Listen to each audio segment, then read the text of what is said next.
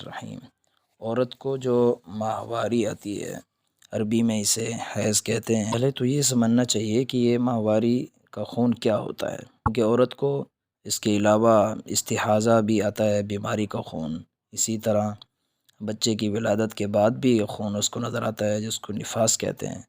لیکن حیض جو ہے وہ ان دونوں سے ہٹ کر ہے۔ ماہواری، حیض، یہ دراصل اس خون کو کہتے ہیں جو عورت کی بچہ دانی سے، اس کے رحم مادر سے نکلے، اور وہ عورت بھی بالغ ہو، یعنی 9 سال جیسے زائد عمر کی ہو۔ اگر 8-9 سال سے کم عمر کی اگر بچی ہے، اس کو اگر خون نظر آ گیا تو وہ حیض ماہواری نہیں کہلائے گا۔ اسی طرح اگر عمر رسیدہ ہو، 55 سال یا اس سے زائد عمر کی اگر کوئی عورت ہے تو اسے بھی خون اگر نظر آ جائے تو وہ بھی حیض ماہواری کا نہیں ہوگا اور اس کے یہ احکامات نہیں ہوں گے۔ حیض کے دوران احکامات میں سے اہم اور بنیادی احکامات تو یہی ہیں کہ اس دوران ہم بستری نہیں کی جا سکتی، وہ قرآن پاک کو نہ ہاتھ لگا سکتی ہے، نہ زبانی دیکھ کر تلاوت بھی نہیں کر سکتی۔ اسی طرح مسجد میں جانا، نماز پڑھنا، روزہ رکھنا، بیت اللہ کا طواف، یہ ساری چیزیں اس کے لیے ناجائز اور ممنوع ہیں، اس لیے ان سے بچنا چاہیے۔ اب رمضان شریف میں اگر ایک عورت کو ماہواری کا سامنا ہو جائے تو اس کے لیے روزے کے کیا احکامات ہیں؟ تو اس کے لیے بنیادی حکم تو یہ ہے کہ اگر ایک عورت مثال کے طور پر ماہواری کی حالت میں تھی پہلے سے، یا پھر یہ کہ رمضان کے دوران ہی وہ ماہواری کی حالت میں تھی، اب اس کا خون رک گیا، وہ بالکل پاک ہو گئی، اس کو یقین ہو گیا کہ اب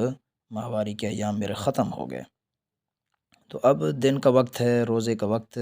باقی ہے، سورج غروب ابھی نہیں ہوا، تو اس لیے اس کے لیے کھانے پینے کی اجازت نہیں ہوگی، بلکہ یہ پاک ہو گئی ہے تو روزے داروں کی طرح اس کے لیے رہنا لازم ہوگا۔ البتہ یہ اس دن کا جو روزہ ہے، یہ بعد کے اندر اسے قضا کرنا پڑے گا، یہ روزہ اسے بعد میں رکھنا پڑے گا۔ اور اگر ایک عورت رمضان کے اندر پاک تھی، روزے دار تھی، دن کے اندر اس کو ماہواری کے ایام شروع ہو گیا، خون آنا شروع ہو گیا، تو اب اس کی وجہ سے اس کا روزہ ٹوٹ جائے گا۔ اس کے بعد کھانے پینے کا کیا حکم ہے؟ تو اس کے بارے میں حکم یہ ہے کہ جب ماہواری کی وجہ سے وہ روزہ رکھنے کی اہل ہی نہیں رہی تو شرعاً اس پر کوئی پابندی اب نہیں رہی، روزہ ٹوٹ گیا، اب یہ کھانا پینا چاہے تو اس کو بالکل اجازت ہوگی، بلکہ اس کے لیے کھانا پینا چاہیے، یہ روزے داروں کی مشابہت اختیار نہ کرے۔ اور ساتھ ساتھ جب یہ ایام گزر جائیں اور رمضان شریف ختم ہو جائے تو اس کے بعد اس روزے کی قضا بھی اس پر لازم ہوگی، یہ روزہ بھی اس کو رکھنا ہی پڑے گا، چاہے اگر دن کے اندر تھوڑا سا وقت بھی سورج کے غروب ہونے سے باقی ہو، ابھی اذانیں وغیرہ بالکل شروع نہ ہوئی ہوں، اس سے اگر تھوڑا وقت پہلے بھی اگر یہ ماہواری کے ایام اسے آ گئے تو اس کی وجہ سے روزہ اس کا ٹوٹ جائے گا، روزہ نامکمل ہوگا اور اس کی آئندہ قضا کرنی پڑے گی۔